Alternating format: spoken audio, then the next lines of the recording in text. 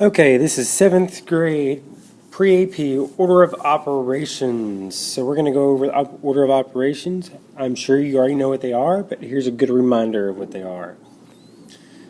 Alright, so it tells us which operation to use first, and then the next one, and then the next one, and then the next one, in some cases. So it tells us the order in which we go. That's why it's called the order of operations. Pretty cool, huh?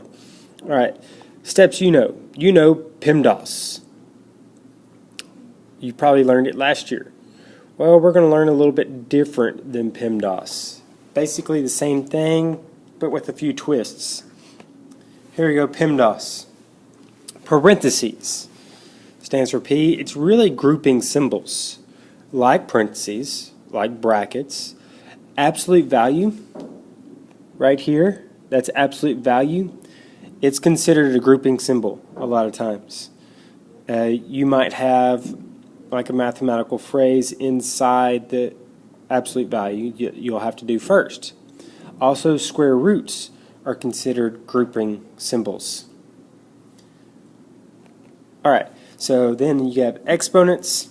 Exponents are powers, and square root is considered an exponent because it's really to the half power. And we'll talk about that later though. But just so you know, this one and this one are the same thing. They're square roots. Square roots are considered parentheses. They're considered a grouping symbol, but they also have a function, kind of like absolute value does too. Once you do what's inside of them, then you do the square root. Multiply and divide. It could be PETAMOS. It could be PEMDAS. It doesn't matter which order you do it in as long as it's in order from left to right.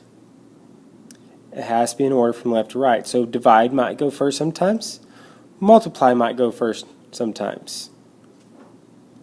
Alright, add and subtract is the same thing in order from left to right. So you might subtract sometimes first, or you might add sometimes first. Do not, however, get these two, all these four, mixed together. You cannot trade multiply and divide for add and subtract. You have to either do multiply and divide, or divide and multiply, and then add and subtract, or subtract and add. That's PEMDAS. So example, here's one that looks kind of complicated, and one thing that you should know in math, especially in my class, things that look complicated really aren't. They're just little b steps that you can go in the right order and get to a final answer. So let me show you. We have 12 plus brackets 20 times 2 cubed minus k. Now k in this case is 1, so I'm going to put a 1 in place of k. Close parentheses and close brackets. Always have to close them. So PEMDAS, what's first? Parentheses. Well, we have two sets of grouping symbols. Right here and right here.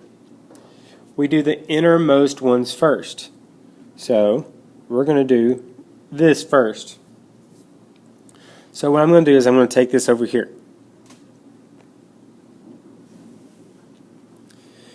Two cubed minus 1. Now, parentheses, exponents. Do we have any exponents? Yeah, we have 2 to the third power. What is 2 to the third power? Well, that's 2 times 2 times 2, which is 8. So we get 8 minus 1. And now we multiply, divide, add, and subtract. So we can subtract. 8 minus 1 is 7. So 7 goes right here. That's what that equals.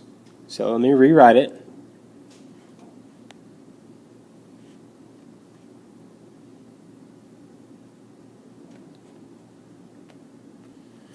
Alright, see, I rewrote it.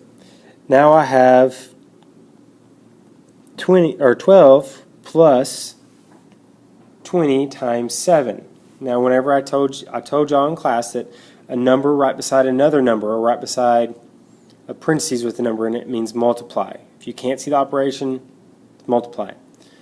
So we do now this set of parentheses. 20 times 7, which is 140. So let me rewrite this again. 12 plus 140. All right. Now, you notice the parentheses aren't really doing anything now. The brackets. There's no operations in there. We're done simplifying it. So we can actually get rid of the parentheses. We can be like, oops, they're gone, because there's no purpose in them. Alright, now we can do adding and subtracting like normal. 12 plus 140 is 152. That's it. You just follow the basic rules, PEMDAS or PETMAS or PEMDASOL or PETMSOL, and you get the answer, just one step at a time. Let's do another example. 8 minus 21 minus h squared. So a good way of saying that is the difference of 8 and 21 minus h squared. So let's check it out. The first thing we need to do is we need to put the h in there. 8 minus 21 minus 25 squared. Now we have to do grouping simples first, parentheses. So 21 minus 25.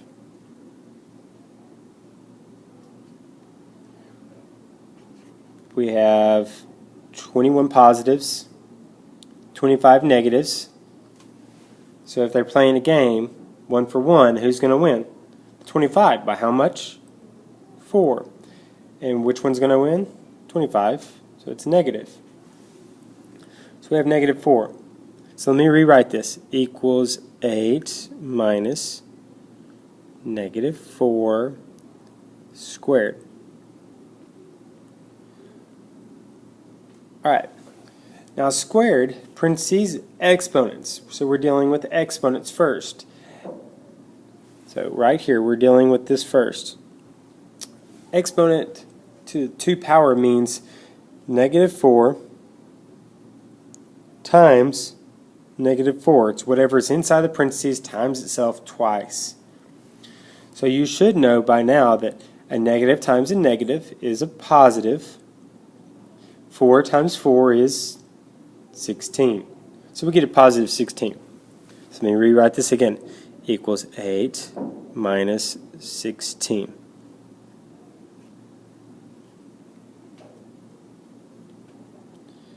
Now we can subtract. We have 8 positives, 16 negatives. 16s are going to win by 8. There we go. That's the answer. Alright, another way of presenting order of operations is like this. And this is the question that tricks a lot of people. Because they don't think about the order of operations, they just plug it in and they do it in order as it comes. They are testing you to see if you know the order of operations. So what you're going to do is plug in each one of these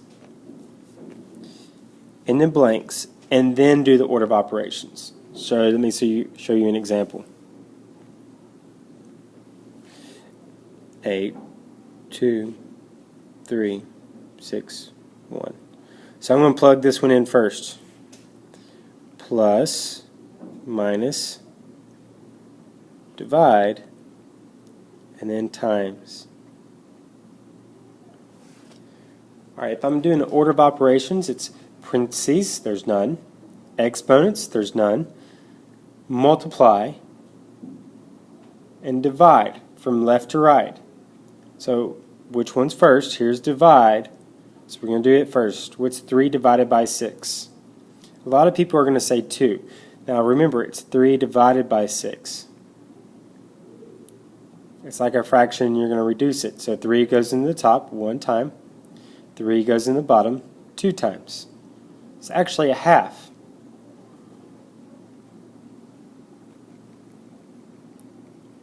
So we have 8 plus 2 minus 3, oh wait, a half times 1. Now we're going to do multiply. A half times 1 is just a half. Now we can add and subtract from left to right. 8 plus 2 is 10 minus a half is 9.5 or 9.5. I forgot to put this up here. It's supposed to equal 7. The answer is 7. So since 9.5 does not equal 7, then it can't be that choice. So let's start over. Okay, as you can see, I've done this out already for you. It's multiply. I did multiply, I did divide, subtract, plus. I have to do multiplying first, so that's how I got 16. 8 times 2 is 16. And then I did divide. I divided 16 by 3, which gave me 1/3, 5 1/3. And then I subtracted 5 1/3 minus 6 is 2/3. And then 2/3 plus 1, 2/3 plus 1 is 1 2/3. Alright, sorry about that, I kind of messed up on the recording, but as you can see, some of y'all kind of knew right here, as soon as you saw this part right here, you knew it couldn't equal 7 because 7 is a whole number and you're getting a fraction in part of your answer. So you automatically could have stopped there. Some of y'all didn't see that, so you had to go out until you get the final answer, which is 1 2/3, which is not even close to 7. So let's do the last one. Alright, let's do this one. We have 8 divided by 2 minus 3 plus 6 times 1. Alright, multiply and divide first, so division is first because it's from left to right. 8 divided by 2 is 4. Then we have minus 3 plus, now we have 6 times 1, which is 6. And now we can add and subtract in order from left to right. So 4 minus 3 is 1. 1 plus 6 is 7. Since these two equal, that's my right answer.